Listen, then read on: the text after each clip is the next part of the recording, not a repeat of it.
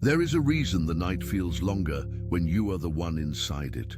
Not the ordinary dark that every human being learns to navigate by middle age, not the standard grief of disappointment or the dull ache of unmet ambition, but a specific surgical kind of darkness that finds you repeatedly, that knows your name before you have spoken it in a new room, that arrives precisely at the threshold of your most important moments, as though it had been waiting in the hallway, patient, calculating, utterly personal in its targeting.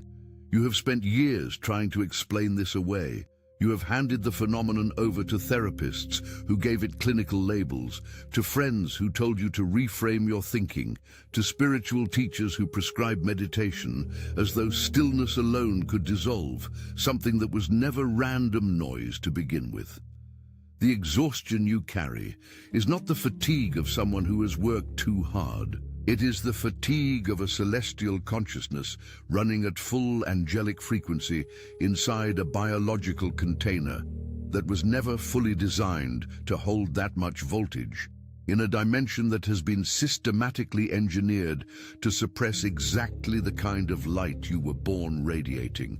Every system on this planet that profits from unconsciousness has had a file on you since your first breath.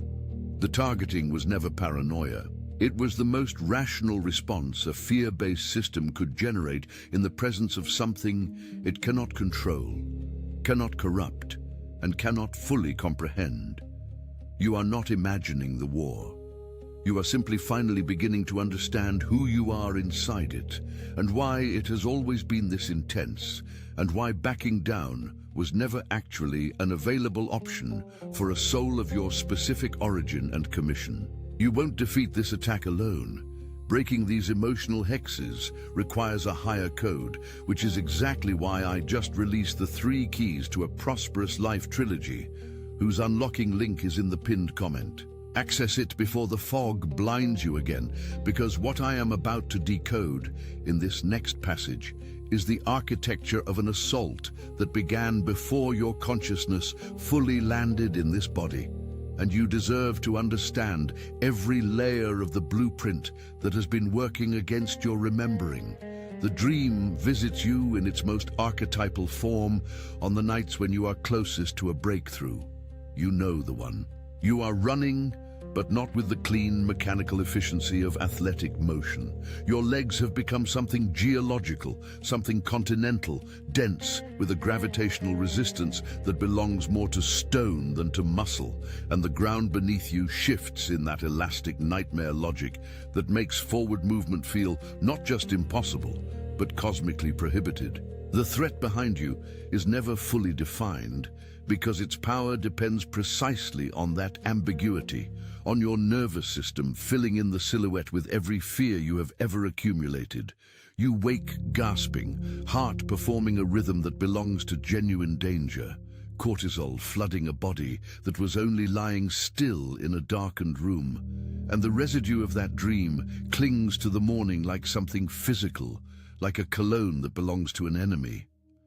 This is not random neural processing. This is a coordinated assault on your peace during the most psychologically vulnerable hours of your human experience.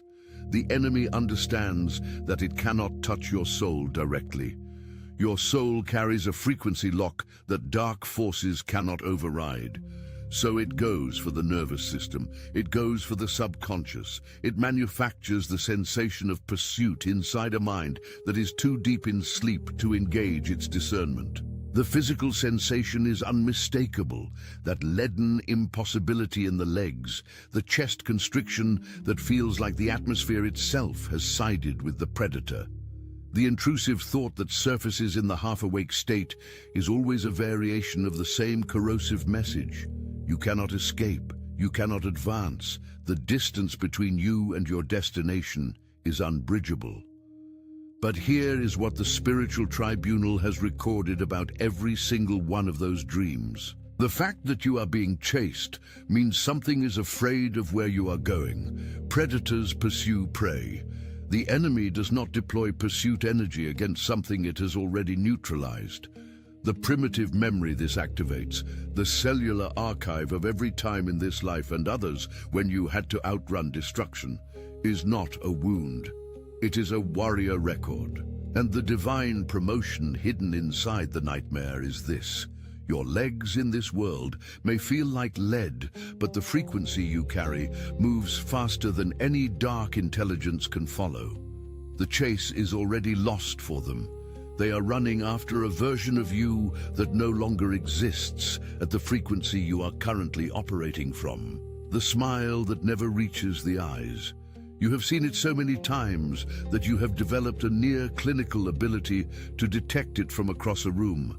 That particular arrangement of facial muscles that performs warmth while the actual eyes remain cold and calculating and just barely, if you are watching carefully, flickering with something adjacent to hatred. Someone is complimenting your work, your appearance, your achievement, your home, your relationship, and the words they are using are technically positive, technically generous, technically the language of a person who wishes you well. But your body knows before your mind can articulate it. Something in your stomach drops, something in your chest tightens. The room changes temperature imperceptibly. This is not your anxiety misreading a neutral social situation. This is your angelic discernment system. The part of you that predates this body and this name and this lifetime, correctly identifying a spiritual counterfeit in real time. The poisoned compliment is one of the most sophisticated weapons in the narcissistic arsenal because it weaponizes social norms against your own perception. If you react to the discomfort it creates, you become the problem. You become the one who is ungrateful, paranoid, unable to receive kindness. The compliment creates a trap where the only socially acceptable response reinforces your own deception. You are supposed to say thank you and stand there and let the poison absorb, because the alternative is social rejection, and the human need for belonging is one of the most effective leashes ever designed.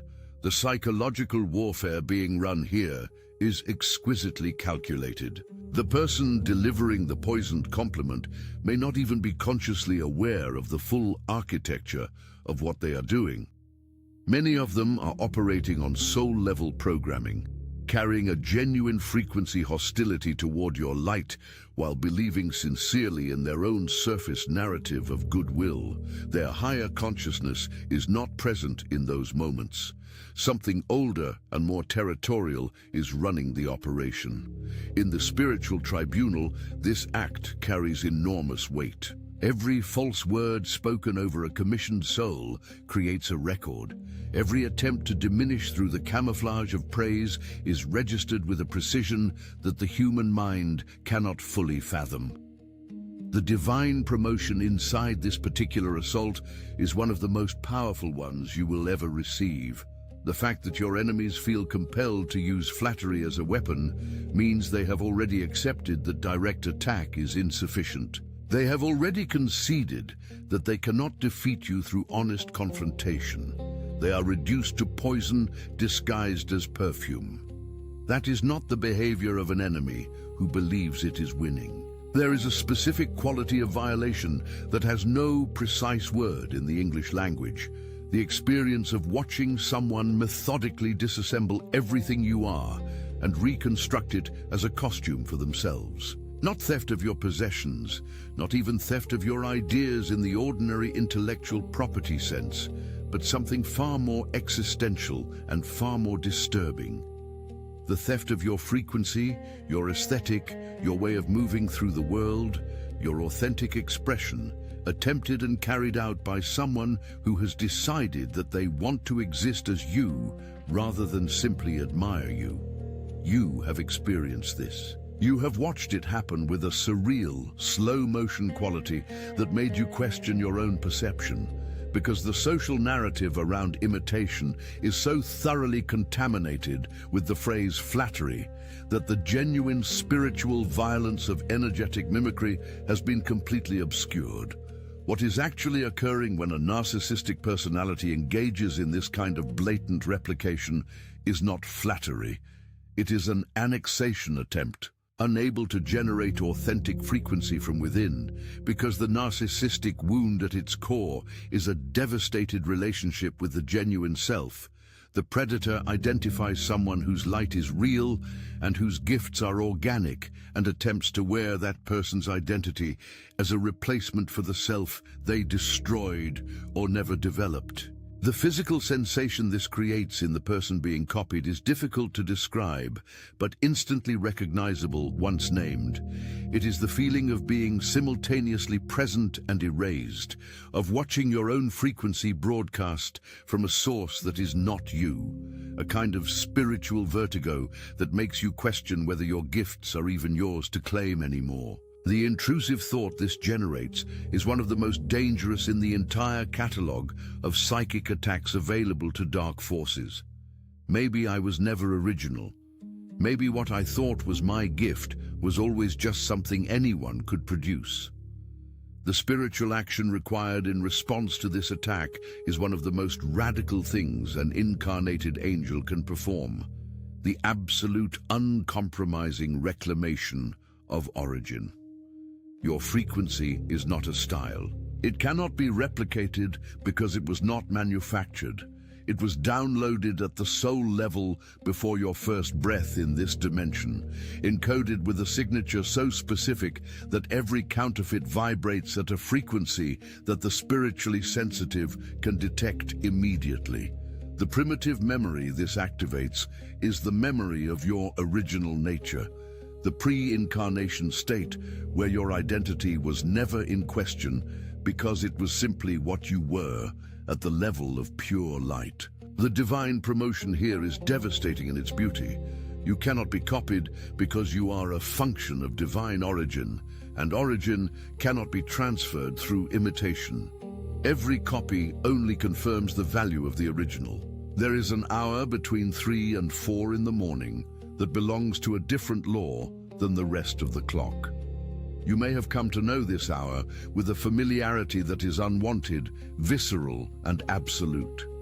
You wake in it not gradually, but with a snap, fully conscious in a way that daytime wakefulness rarely achieves, and the first sensation is weight. Not the weight of blankets or the heaviness of a body that needs more sleep, but a pressure that originates from outside the physical. Something that sits on the chest with the precision and intention of a hand. Something that occupies the room with a density the room did not have when you fell asleep. Sleep paralysis in its full spiritual expression is not a neurological curiosity. It is an interception attempt. The hours between 3 and 4 in the morning are, in multiple independent spiritual traditions, spanning cultures with no historical contact with each other, understood as the inverse of 3 in the afternoon, the hour of maximum divine transmission. 3 in the morning is the hour when the veil between dimensions thins, in the direction that serves dark intelligence rather than divine intelligence, and incarnated lights operating at high frequency are particularly visible targets during that window. The psychological warfare dimension of this experience is devastating in its efficiency. It paralyzes the body while leaving the mind fully conscious to experience the terror without the ability to perform any physical protective action. The helplessness is total and engineered. The intrusive thoughts that arrive during an episode of sleep paralysis carry a quality of external imposition that is qualitatively different from ordinary anxious thinking. They do not feel like your thoughts. They feel like transmissions, like someone speaking directly into the architecture of your fear with a voice that knows exactly which frequency will produce maximum destabilization. The spiritual tribunal has a very specific record of every one of these intrusions. The weight you felt was real, the presence was genuine, and the fact that you survived every single episode, that every paralysis eventually released, that every dark transmission eventually failed to permanently overwrite your frequency is evidence of a protection operating at a level you have not yet fully mapped. The divine promotion inside sleep paralysis is one of the most profound available. You are being trained, without your conscious consent, in the experience of maintaining your inner frequency under conditions of total external threat. The warrior does not learn stillness in comfortable conditions. The warrior learns it in the paralysis, in the dark hour, in the moment when the weight is heaviest and the body refuses to respond. Every time you came back from that place intact, you completed a level of spiritual training that cannot be replicated in any classroom of conscious learning. Your light does not only affect people, it affects objects. It affects systems. It affects the material infrastructure of your immediate environment in ways that you have probably learned to regard with a mixture of resigned recognition and private bewilderment. Electronics behave differently in your presence. Bulbs burn out at a rate that cannot be explained by standard use patterns. Devices malfunction precisely when your emotional state reaches a certain intensity, particularly the intense frequencies of breakthrough, of grief, of righteous anger, of joy that has finally broken through a long suppression. You are not imagining this. You are not experiencing a cognitive bias that makes ordinary mechanical failures feel significant. What you are experiencing is the measurable consequence of a consciousness operating at a voltage that the material infrastructure of this dimension was not fully designed to accommodate. The burned-out light bulb is a metaphor made literal. When your internal frequency spikes, when the full power of your celestial nature pushes through the narrow aperture of your human emotional state, the electromagnetic field your body generates responds accordingly. Consumer electronics, which operate within tolerance ranges calibrated for average human bioelectric output, encounter something outside their designed parameters. This is not mystical vagueness. This is a specific interaction between a high-frequency consciousness and a material world calibrated for a lower average output. The psychological warfare that dark forces run through this phenomenon is subtle but consistent. They use it to make you feel disruptive, destabilizing, a source of chaos rather than a source of light. The intrusive thought is, I break everything I touch. The spiritual action is the recognition that what you are touching is not strong enough for what you carry, and the response to that is not to diminish your frequency, but to begin building a material environment calibrated for your actual power. The primitive memory this connects to is the soul's pre-incarnation awareness of its own enormity, the remembered experience of existing as a frequency that operated without the constraints of physical matter. You are remembering through the evidence of burned bulbs and failed devices that you are bigger than this dimension was designed to hold. The divine promotion is the invitation to stop apologizing for your voltage and start architecting a life built to channel it. Every room you have ever walked into that already contained someone carrying genuine envy toward you has had a specific atmospheric quality that your body registered before your conscious mind could process the social information available. A heaviness, a subtle drop in the quality of the air, a background hum of tension that was not present in the room before that particular person arrived. You have been trained to dismiss this perception as social anxiety, as projection, as your empathy misreading neutral data. But your body was not wrong.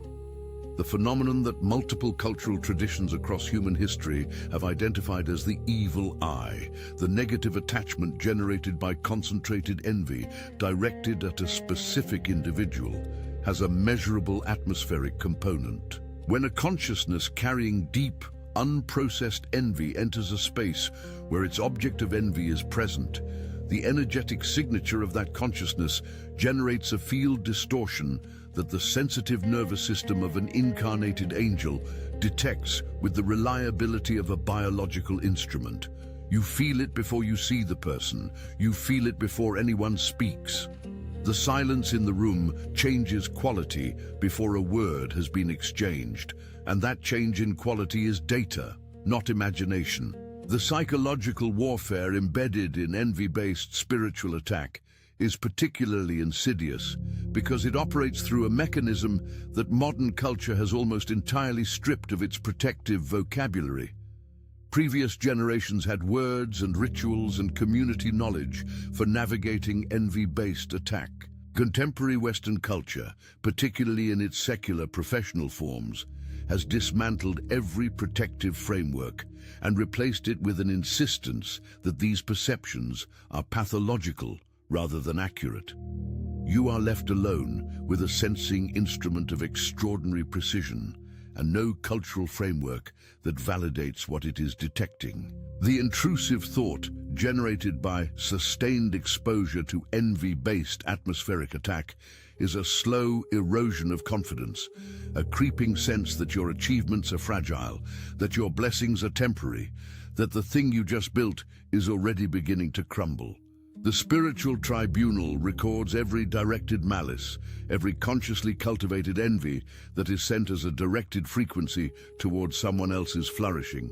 The divine promotion inside the silence that changes when envy enters the room is the sharpening of your discernment to an edge that no longer requires time to identify what is genuine and what is hostile. You are becoming faster. You are becoming more accurate. And accuracy in spiritual warfare is the most dangerous capacity an incarnated angel can develop. As I teach heavily and deeply to those who arrive at the 3 keys to a prosperous life trilogy, I've already left the link for you in the pinned comment.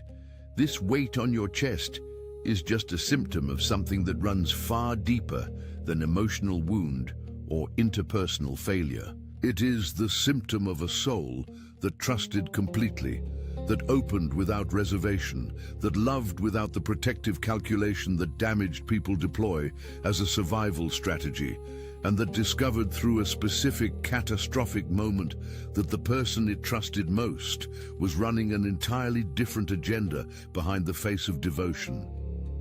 The Judas dynamic is not a metaphor borrowed loosely from religious narrative. It is a recurring structural reality in the life of every incarnated angel, and it operates with a consistency and a precision that removes it from the category of coincidence. The betrayal that finds you is never random.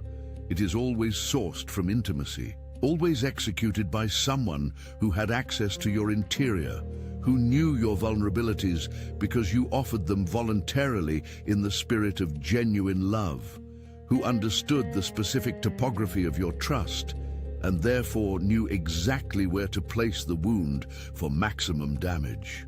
The person sleeping in the same tent, eating at the same table, sharing the architecture of your daily life, carrying your confidences and your dreams and your plans, has been building a case against you in silence. This is the psychological warfare of the Judas betrayal at its most refined. It requires the victim to have loved genuinely, because only genuine love creates the level of access that makes a devastating betrayal possible. Calculated people do not get betrayed this way because they never open this far. You opened this far because opening is your nature. Because love without reservation is a function of your celestial origin, not a mistake in your personality that therapy should correct. The physical sensation of this betrayal, when it finally arrives, is not grief in the ordinary sense. It is a specific kind of full-body disorientation, a reality dissolution, the collapse of the narrative architecture around which you had organized your sense of safety. The intrusive thought generated in its aftermath is one of the most dangerous you will ever encounter. I should never have loved that much. The spiritual tribunal records the betrayal with absolute precision. Every calculated violation of trust, every deliberately placed wound inside the sacred space of intimacy carries a weight in the spiritual record that the betrayer has not begun to calculate. The divine promotion inside the Judas wound is the one that costs the most and delivers the most, It burns away every naive dimension of your love and leaves behind something that is equally open, but now equipped with the discernment that only genuine betrayal can install. You do not become closed. You become wise. The animal knew before you did. You have a specific memory, more than one memory, of a dog, a cat, a bird, some creature operating entirely outside the social contracts and cognitive filters that make humans so vulnerable to manipulation, reacting to someone you had welcomed into your life with a hostility or a fear that seemed disproportionate and embarrassing in the moment. You apologized for the animal. You explained away its behavior.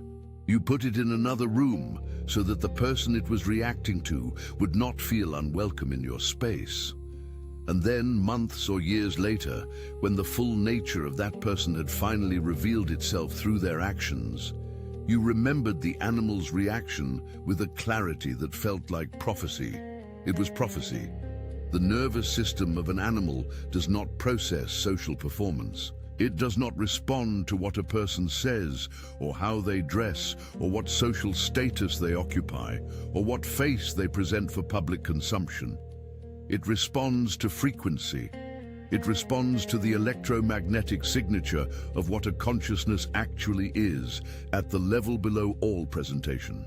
Dogs do not have the cognitive apparatus to construct a false social reading. They have extraordinarily sensitive biological instruments tuned specifically to the detection of threat and genuine safety, and those instruments were detecting something real in the person you had welcomed, while your human social processing was running the overlay of their presentation. The psychological warfare embedded in this scene is the systematic way that human social norms have been constructed to override biological sensing. You were taught that the polite response is to apologize for the animal. You were taught to privilege the presentation over the perception. Every time you apologized for the dog that was right, you reinforced a neural pathway that told you your own sensing was less reliable than someone else's performance. The intrusive thought this generates over time is a corrosive doubt of your own instincts, a learned helplessness of the intuitive faculty that is actually your most powerful protective instrument. The spiritual action is a radical reversal of that conditioning. The animal's perception is not the problem to be managed. It is intelligence to be integrated. The primitive memory this activates is the pre-social human, the consciousness that existed before civilization constructed its elaborate systems of polite override, the awareness that could read a presence accurately without the interference of social obligation. The divine promotion inside the reacting animal is the restoration of your instinctual intelligence to its proper place in your hierarchy of knowing. The numbers find you in the spaces between intention and attention, in the half-second when you are not trying to see anything in particular, when your conscious mind is occupied with the ordinary traffic of your day and your peripheral awareness catches the clock at the precise moment it displays a configuration that stops your breath. 11:11, 3:33, 4:44. You have been told this is apophenia, the human tendency to find patterns in random data. You have been told your brain is simply paying selective attention and discarding the hundreds of times you glanced at the clock and saw an unremarkable number. This explanation is technically sophisticated and spiritually illiterate. The numerical sequences that find the awakening consciousness are not products of selective attention. They are products of a synchronization between the frequency you are running and the mathematical architecture underlying the structure of this dimension. Numbers are not arbitrary symbols. They are frequencies compressed into symbolic form, and certain configurations of those frequencies carry specific vibrational messages that can be decoded by a consciousness operating at the right bandwidth. 1111 is the frequency of gateway, of dimensional thinning, of the boundary between the seen and the unseen operating at reduced resistance. 333 is the frequency of divine confirmation, of the Trinitarian principle completing a circuit through your specific present moment. When these sequences find you, they are not random.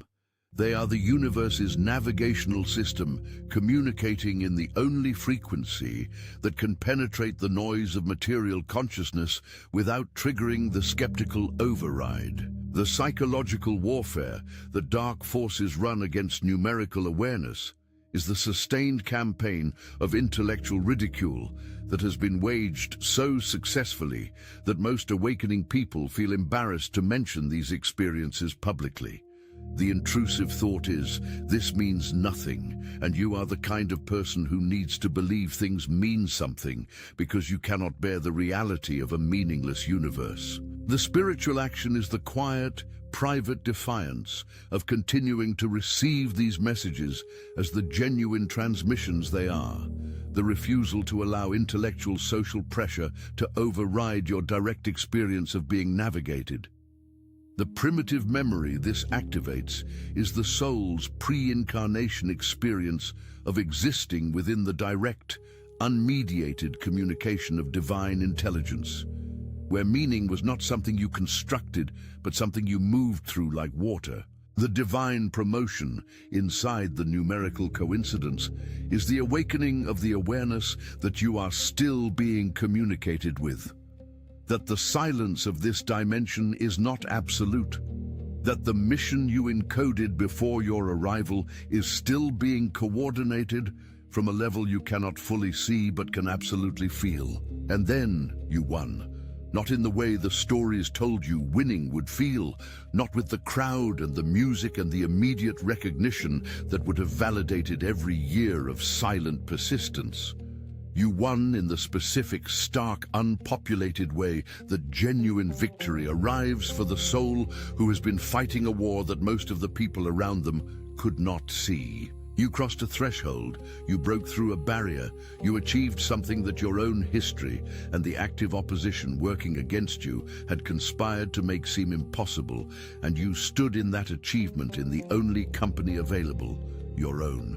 The solitary victory is perhaps the most spiritually significant and humanly devastating experience in the catalogue of the awakened life, because the win is real, the breakthrough is real. The evidence of what you endured and what you overcame is real and documented and undeniable. But the people who would have understood the full weight of what you just accomplished are not present. The ones who knew the depth of the fight are not in the room, and the ones who are in the room are celebrating a surface version of your victory that cannot touch the actual enormity of what just occurred inside your soul. You cry alone, not from sadness exactly, though sadness is present. You cry from the specific, overwhelming grief of a beauty that has no adequate witness in this dimension. The grief of a triumph so private and so vast that language fails and company fails, and the only available response is the body releasing what the spirit has been holding across years of invisible war. The physical sensation is a release that feels simultaneously like victory and like loss, like something that was clenched deep in the solar plexus finally unclenching. The intrusive thought is the cruelest one in the entire catalogue. What is the point of winning if you win alone? The spiritual tribunal receives the solitary victory with a reverence that human ceremony cannot replicate. The witnesses to your breakthrough are not absent. They are simply operating in a dimension you cannot currently see, and their recognition of what you just accomplished carries a weight and a precision that no earthly audience could deliver. The primitive memory this activates is the soul's memory of its last departure from the celestial dimension, the moment of voluntary compression into human form, the last awareness of being fully known before the amnesia of incarnation descended. The solitary V